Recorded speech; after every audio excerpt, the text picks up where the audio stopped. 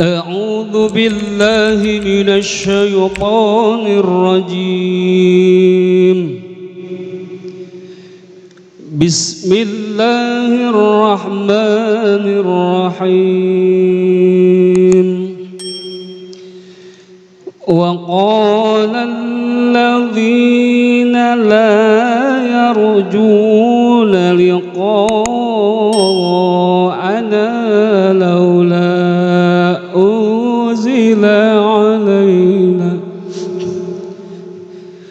لقاءنا لولا أنزل علينا الملائكة أو نرى ربنا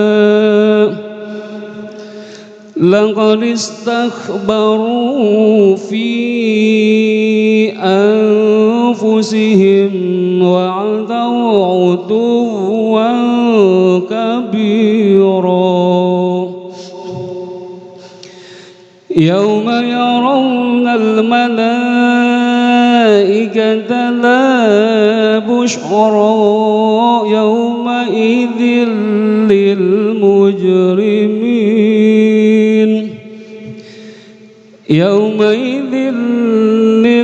للمجرمين ويقولون حجرا محجورا. وقدمنا إلى ما عملوا من عمل فجعلناه هباء منثورا. أصحاب الجنة يومئذ خير مستقرا وأحسن مقيلا. ويوم تشقق السماء بالغمام ونزل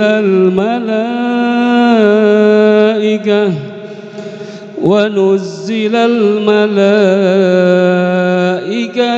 تنزيلا. الملك يومئذ الحق للرحمن وكان يوما على الكافرين عسيرا. ويوم يعض الظالم على يديه يقول يا ليتني اتخذت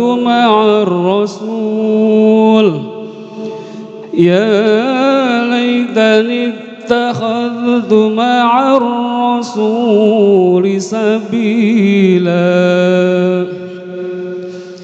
يا ويلتى ليتني لم أتخذ فلانا خليلا لقد أضلني عن الذكر بعد إذ جاءني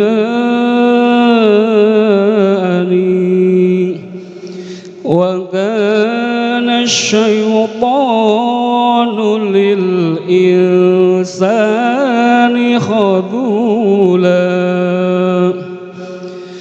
وقال الرسول يا رب إن قومي اتخذوا هذا القرآن مهجورا كذلك جعلنا لكل نبي عدوا من المجرمين وكفى بربك هاديا ونصيرا. وقال كفروا لولا نزل عليه القرآن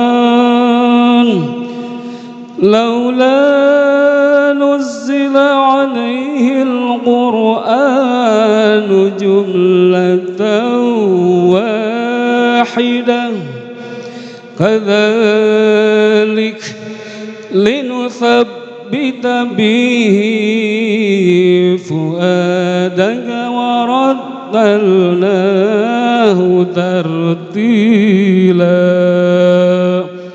صدق الله العظيم.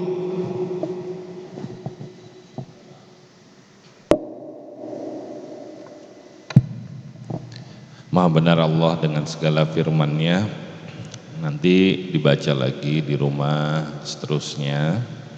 Baik, kita lihat ayat 28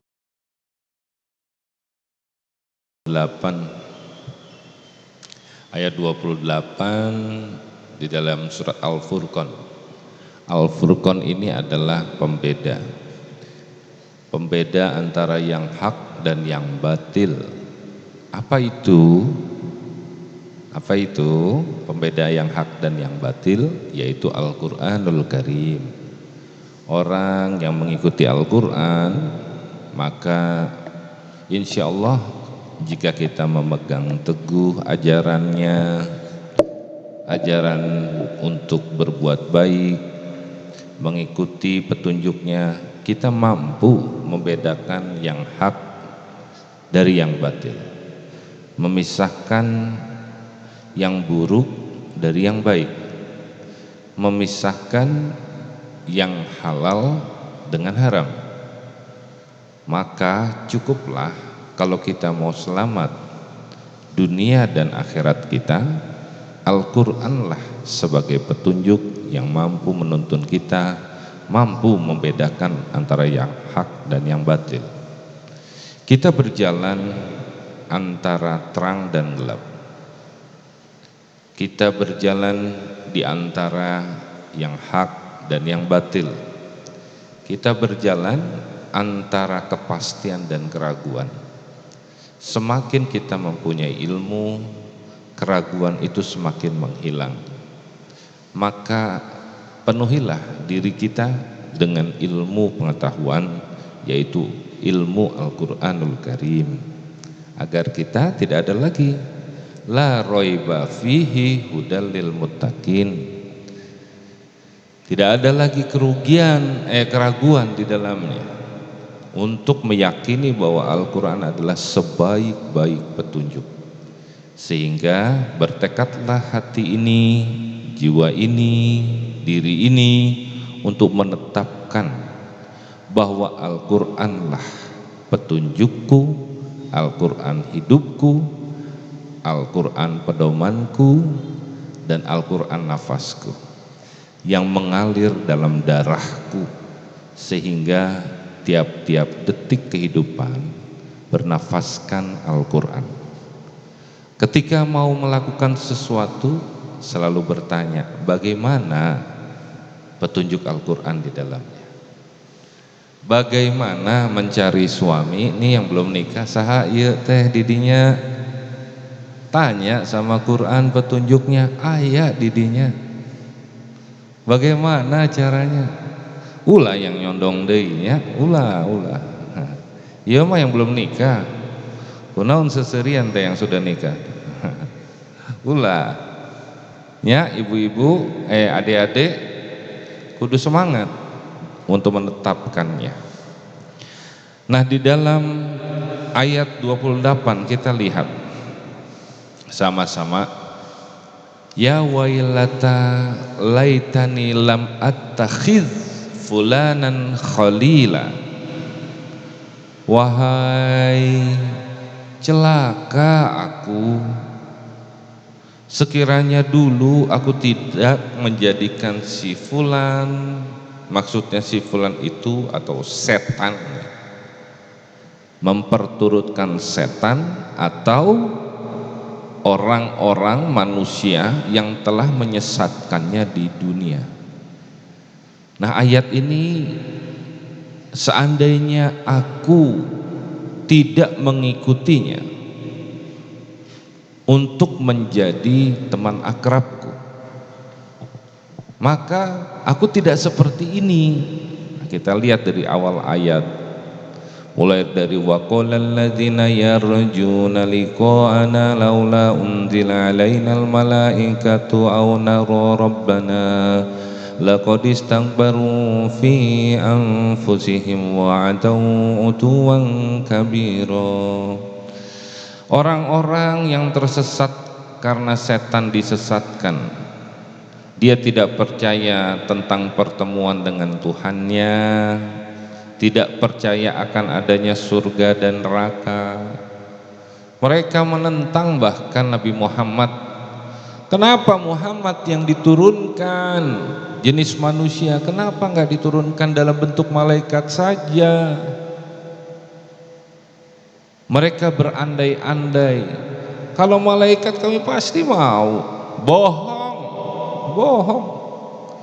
Andai pun malaikat yang diturunkannya, sama saja mereka akan tetap menutup diri dari kebenaran. Mereka telah menyombongkan diri mereka dan benar-benar telah melampaui batas.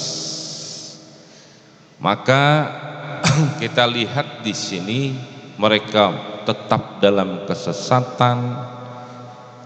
Begitu mereka mati, tampaklah sudah alam yang selama ini mereka dustakan, bahwa tidak ada alam kubur, bahwa tidak ada alam akhirat. Zaman sekarang aja ada bapak-bapak ibu-ibu yang nggak percaya sama akhirat. Begitu diajak ngomong sama Kang Oki, ingat kata Kang Oki, ulah atuh nanti dihisab di akhirat. Alah, kayak pernah kesana aja Kang Oki, gitu jawabnya. Nggak percaya. Ingat ini dosa pahala, dosa pahala. Udah, nggak ada yang lain diomongin, gitu ngomongnya. Padahal KTP-nya KTP Islam. Nah, pada saat sudah mati, baru mereka berkata di dalam diri mereka, aduhai, andaikan aku dulu tidak menjadikan fulan sebagai teman akrabku. Siapa maksudnya fulan di sini? Setan. Inna syaitona lakum aduwwum mubin. Sesungguhnya setan adalah musuh yang nyata bagimu. Nah, bapak-bapak, ibu-ibu, saudara-saudara, kaum muslimin yang berbahagia, yang dimuliakan Allah. Kalau kita melihat di sini, hati-hati dalam milih teman, hati-hati. Wujud setan sekarang ya, wujud setan ya, dengerin nih, lihat nih ya. Setan tuh bukan dalam bentuk setan, manusia juga banyak yang lebih jahat dari setan. Makanya setan sudah mengajukan surat pengunduran diri jadi setan. Kenapa? Manusia lebih jahat dari setan.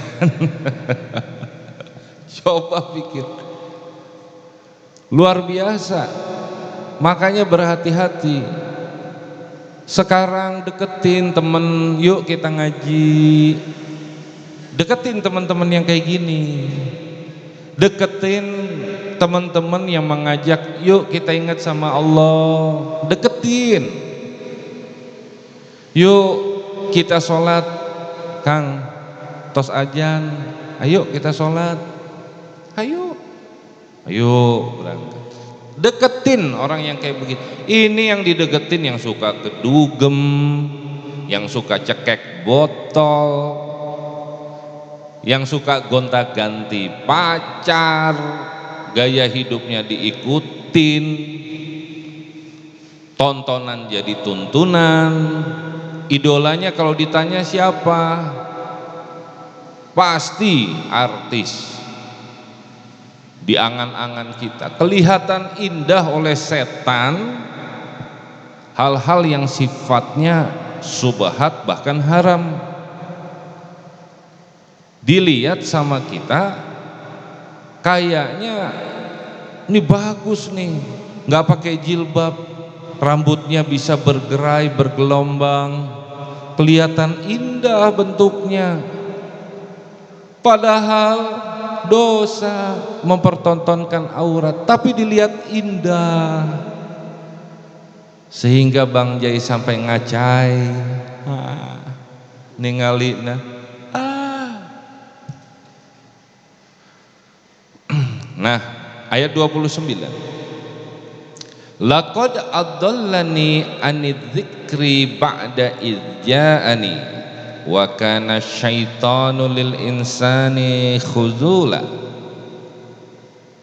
Sungguh dia telah menyesatkan aku dari peringatan Al-Quran ketika Al-Quran itu telah datang kepadaku, dan setan memang pengkhianat manusia. Ya iya, ini orang-orang kafir yang ada ketika perjumpaan dengan neraka, nyeselnya sampai seperti ini digambarkan. Loh, itu kan masa yang akan datang. Apa iya? Bapak-bapak, ibu-ibu, ingat tentang iman. Bahasa iman beda dengan bahasa akal. Akal manusia cetek, tapi akal yang didasari oleh iman, iman menembus batas yang paling dalam. Masalah goib, coba sebutin nama kita. Percaya kepada Allah. Allah kelihatan nggak sama mata? Enggak. Percaya kepada malaikat, percaya nggak? Percaya. Percaya kepada setan juga ada, bahwa setan itu ada. Ya. Itu nyata tuh. Hanya dengan iman kita meyakini keberadaannya. Allah lah pemilik masa lalu, masa sekarang, dan masa yang akan datang. Dan Allah adalah azali. Maksud azali adalah wujud qidam baqa mukhalafatu lil hawadithi qiyamuhu binafsihi wahdaniyah kudrat iradat. Itu harus terhunjam di dalam batin kita sedalam-dalamnya dan sekuat-kuatnya, sehingga sulit untuk tercerabut oleh harga Indomie, harga minyak goreng. Sekarang banyak kan, mau minyak goreng boleh, pindah agama yuk. Tidak akan tercerabut oleh apapun juga karena sudah terhunjam. Nah, bapak-bapak, ibu-ibu, sudah jelas kita harus mempercayai bahwa Allah itu azali. Sebelum alam semesta ini diciptakan, Allah sudah ada. Allah tidak berawalan dan tidak berakhiran. Si bedegong songong dibisikin setan untuk berpikir, gimana tidak berawalan, tidak berakhiran. Mikirnya sama dengan makhluk yang merupakan ciptaan manusia, ciptaan Allah yang berawalan dan berakhiran. Gak masuk akal. Balikin lagi, berarti kamu percaya menyembah kepada sesuatu makhluk yang kamu sembah itu, padahal dia berawalan dan berakhiran. Layakkah makhluk kamu sembah sebagai Tuhan? Padahal dia mempunyai batas waktu kehidupan. Padahal dia butuh makan dan minum seperti kamu. Padahal dia butuh seks seperti kamu. Kamu sembah itu? Bodoh sekali kamu. Apakah kamu faham eksistensi yang sekarang digembar-gemborkan di seluruh dunia ini? Bisa dilihat, bisa diraba, bisa dirasakan. Itu sampai membuat dirimu mewajibkan bahwa Tuhan yang kamu sembah seperti itu, berarti kamu kembali bodoh, jahil seperti dulu kala. Begitu mikirnya, sehingga kita tidak akan tertipu oleh setan. Udah jelas setan, innahu lakum aduwwum mubin. Nah, jadi sampai Nabi Muhammad di ayat 30, Wa qala rasulu ya Rabb inna qaumi takhadu hadzal qur'ana mahjura. Ya Tuhanku, sesungguhnya kaumku telah menjadikan Al-Quran itu diabaikan. Nah sekarang saya tanya, ibu-ibu, bapak-bapak, di rumah banyak nggak Quran? Banyak nggak? Alhamdulillah dengan adanya kegiatan ini dibawa nih tadarusan, dibaca. Tapi berapa banyak yang rumahnya banyak Quran, bagus-bagus, dibeli di toko yang bagus dengan harga yang bagus, hanya jadi pajangan saja,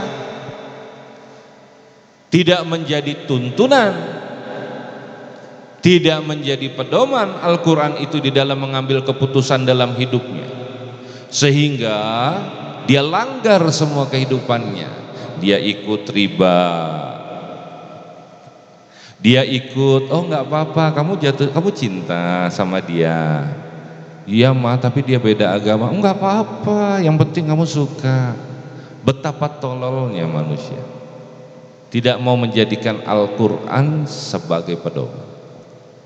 Sementara musibah paling besar adalah tercerabutnya iman dari dalam diri. Sementara kita mendekati kemurtatan dengan menjadikan istri atau suami dari anak-anak kita yang berbeda agama. Harus ditekankan di sini bahwa petunjuk Al-Quran nggak begitu. Budak wanita jauh lebih, yang muslim jauh lebih baik, jauh lebih baik, jauh.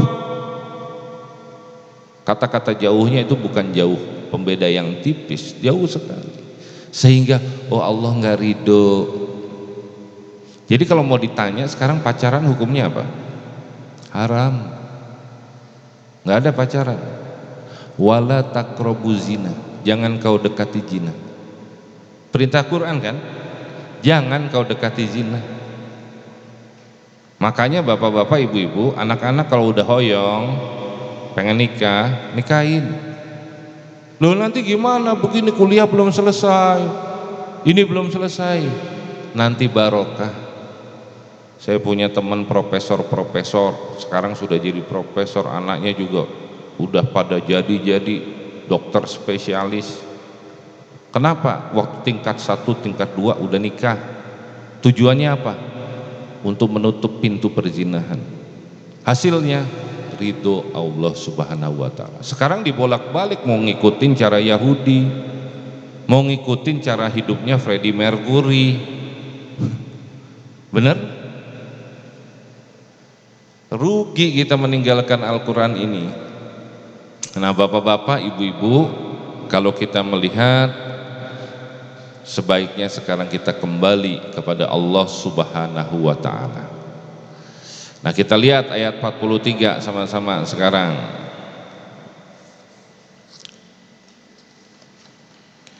Ara'aita man ittakhadha ilahahu hawahu.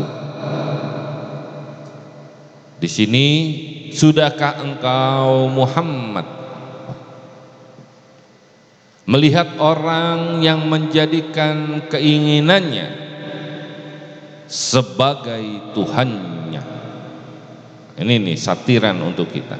Ilahahu hawahu, menjadikan hawa nafsunya sebagai keinginannya sebagai Tuhan. Afa anta takunu alaihi wakila, apakah engkau akan menjadi pelindungnya kepada orang yang memperturutkan hawa nafsunya? Makanya kita nggak boleh tulul amal, panjang angan, panjang keinginan, bagaikan hidup dalam mimpi, bagaikan punduk merindukan bulan, hidup dalam alam mimpi, sehingga terasa mimpi itu indah. Hidupnya cari gaya lifestyle-nya. Nih mbak-mbak kita nih, orang-orang RSUD, hati-hati, aku harus beli tas lipitong. Kalau nggak tas lipitong, nggak usah bergaul lah ya. Malu aku beli tas second. Aku beli tas bekas. Aku harus yang paling enggak Pierre Cardin lah, paling enggak yang bermerek.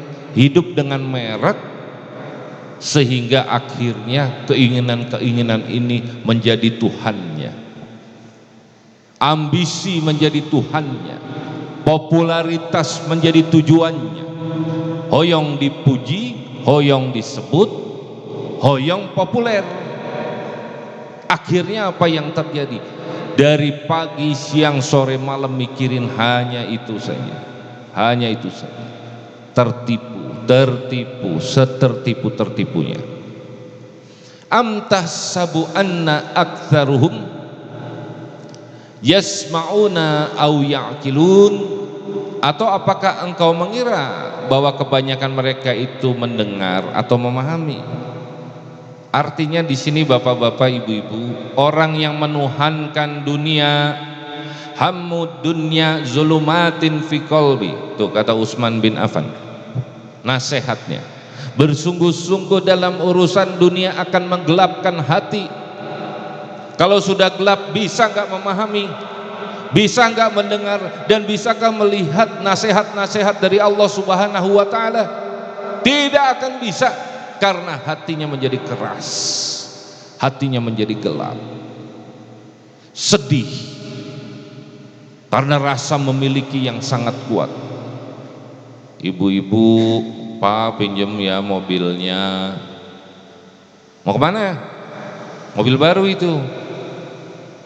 Apa mobilnya? BRV. Bagus Pak, BRV yang baru. Pinjem ya Pak. Hati-hati ya. Ya, baru belajar mobil. Pulang-pulang, Papa maaf ya, mobilnya kegoret, penyok. Astagfirullah. Langsung dicarekan istri, talak tilu. Waduh, langsung talak tilu. Lebih seneng sama mobil dibandingkan sama istri. Coba bayangin bapak-bapak, ibu-ibu, saking tertipu setertipu-tipunya. Bagaimana hidup mau bahagia seperti itu? Nggak bisa bahagia. Bagaimana kita mau mendengarkan nasihat sementara hati ini mati, sementara hati ini penuh dengan maksiat? Inhum illa kal an'am bal hum adallus sabila. Mereka itu hanyalah seperti hewan ternak, bahkan lebih sesat jalannya.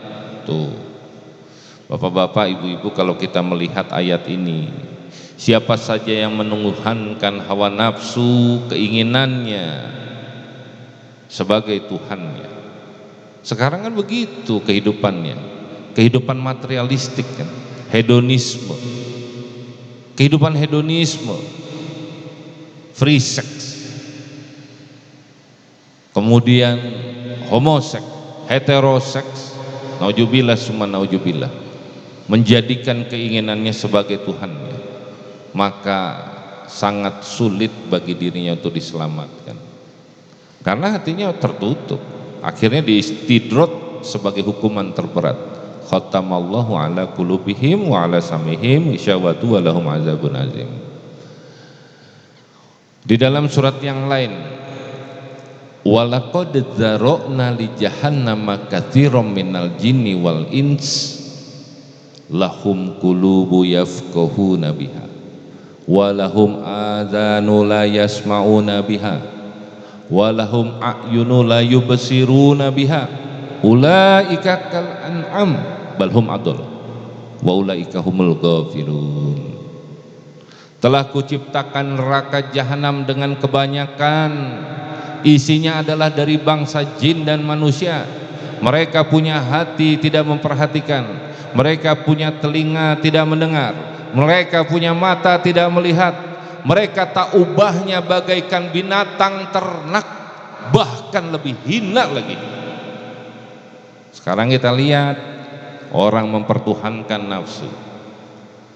Harimau aja, nggak ada tuh yang makan anaknya sendiri. Tapi manusia bisa mampu meniduri anaknya sendiri. Coba pikir, lebih hina daripada binatang. Sekarang kita lihat, lebih hinanya lagi dari binatang. Binatang nggak pernah tuh yang namanya singa makan singa, betul? Betul nggak? Paling-paling ya begitu. Manusia makan manusia, banyak benar. Manusia mendolimi manusia, kejamnya minta ampun. Tidak ada rasa kasih, tidak ada rasa belas kasihan dan rasa kasih sayang, nggak ada. Dan itu semuanya diakibatkan karena menjadikan keinginan sebagai Tuhannya. Nabi Muhammad saja tidak akan mampu memberikan syafaat kepada orang-orang seperti ini. Makanya nauzubillah min zalik, kita jaga diri kita ya. Nah, kalau kelakuan ini nggak lebih sekarang nih, coba lihat deh kelakuannya sekarang. Kalau gue belum dapet dia, lihat ya, jadi taruhan gitu. Nih lihat ya, gue harus dapet dia, kejar. Wah, kemana aja dikejar. Begitu udah dapet selesai tinggalin. Tak ubahnya seperti ayam. Coba lihat ayam.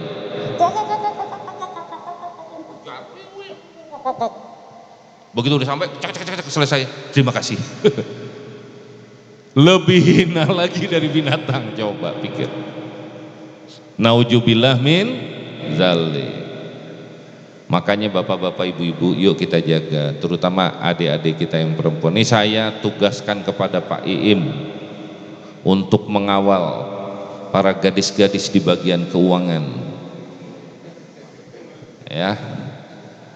Dan saya tugaskan kepada Pak Taufik untuk menjaga di bagian hukum agar semuanya itu mendapatkan jodoh-jodoh yang soleh, jodoh-jodoh yang kaya raya, yang 7 turunan tidak habis, amin ya robbal alamin. Mau nggak? Nggak mau katanya. Kenapa? Aku sudah cinta sama dia. Aduh, cinta sama Allah, ya. Dan sehingga dengan demikian kita tidak terpukau oleh keinginan kita. Kadang-kadang menipu, ya.